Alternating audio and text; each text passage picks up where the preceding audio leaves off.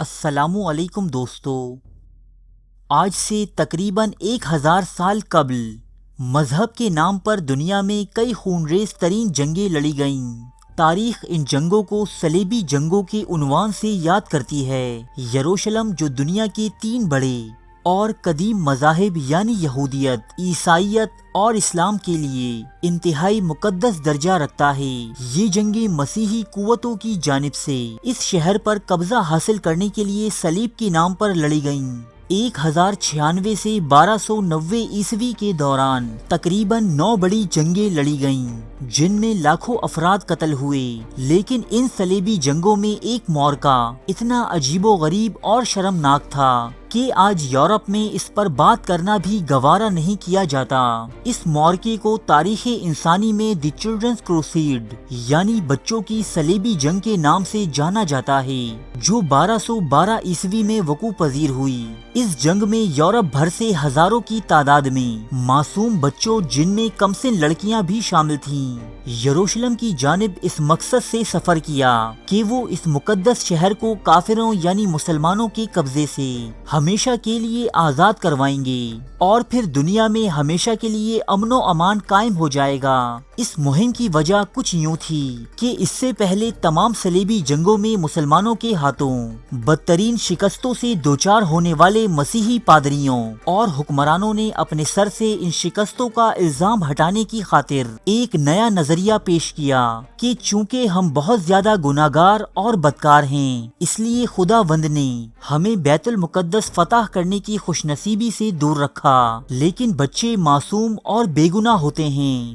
اس لیے وہ عیسائیوں کو یہ مقدس فتح ضرور دلائیں گے۔ لہٰذا سارے یورپ میں مذہب کے نام پر بچوں کو جنگ کی خون ریزیوں میں دھکیلنے کی تیاریاں زور و شور سے شروع کر دی گئیں۔ اس مقصد کے لیے 37,000 معصوم بچوں کا ایک مقدس جہادی لشکر ترتیب دیا گیا۔ ان میں 30,000 بچوں کا تعلق فرانس سے تھا، جن کی قیادت اسٹیفن آف کلوئز نامی ایک بچہ کر رہا تھا، جبکہ 7,000 بچوں کا لشکر موجودہ جرمنی سے اس مقدس جنگ کے لیے آیا تھا، جس کی قیادت نیکولس نامی ایک بچہ کر رہا تھا۔ فرانسیسی بچوں کے سپہ سالار اسٹیفن کا یہ دعویٰ تھا کہ حضرت عیسیٰ علیہ السلام نے خود اپنے دستے مبارک سے اسے یہ خط دیا ہے کہ وہ دوبارہ صلیبی جنگ کی راہ ہموار کرے اور بیت المقدس کو مسلمانوں سے آزاد کروائے۔ پورے مغرب میں بچوں کے اس معصوم جہادی لشکر کی تشہیر اس قدر جنونی و جذباتی انداز میں کی گئی کہ دنیا بھر کے عیسائیوں کو پختہ یقین ہو گیا کہ اب خداوند ان کے ساتھ ہے، اور بس کچھ ہی دنوں میں ان معصوم جنگجوؤں کے ذریعے کوئی بہت بڑا معجزہ رونما ہوگا۔ چنانچہ ہزاروں کمسن بچوں پر مشتمل یہ لشکر برستائے اٹلی یروشلم پر حملے کے لیے روانہ ہوا۔ یہ اپنے ہاتھوں میں لکڑی کی سلیبیں اور چھوٹے چھوٹے ہتھیار اٹھائے مختلف دیہاتوں اور قصبوں سے گزرتے۔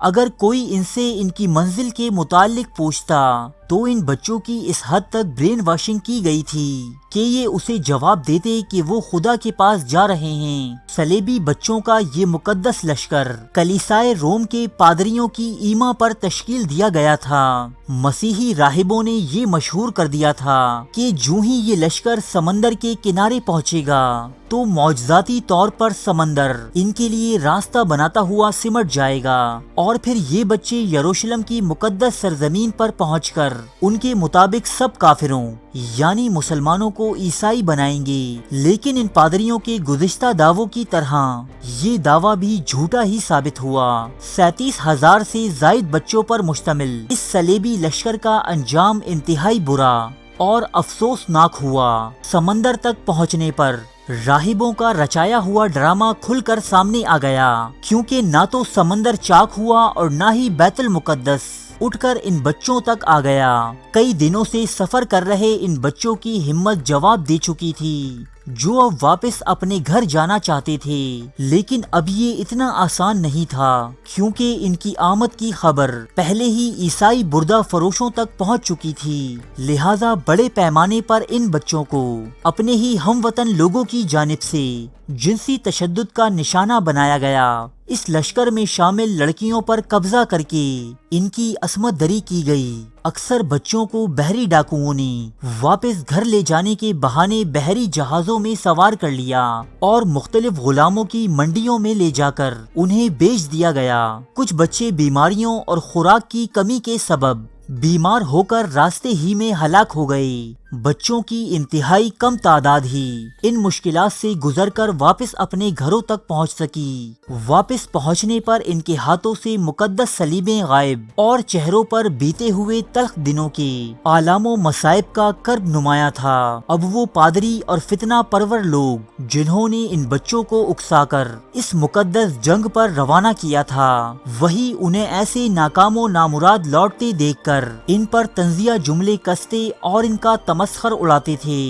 جو جہادی بچیاں اپنی عیسائی برادری کے جنسی درندوں کے ہاتھوں اپنا سب کچھ لٹوا چکی تھیں، ان کو انہی کی قوم کے لوگ نفرت و حقارت سے یہ کہہ رہے تھے کہ یہ خداوند کی مقدس بیٹیاں نہیں بلکہ شیطان کی وہ ناپاک کنیزیں ہیں جو خدائی کام کے لیے نہیں بلکہ جنسی بدکاری کے لیے گئی تھیں۔ مقدس جہادی بچوں کا جو دوسرا نونہالی لشکر نکولس نامی سالار کی قیادت میں جرمنی سے نکلا تھا، اس کا انجام بھی فرانس کے معصوم بچوں سے مختلف نہ تھا۔ اس جرمن لشکر کے بچے جب اپنے گھروں کو واپس نہ پہنچے تو مشتعل لوگوں نے اس مقدس لشکر کے لیڈر کے باپ کو ان کے معصوم بچوں کو ورغلا کر مقدس جہاد میں دھکیلنے کے جرم میں سرعام پھانسی پر چڑھا دیا۔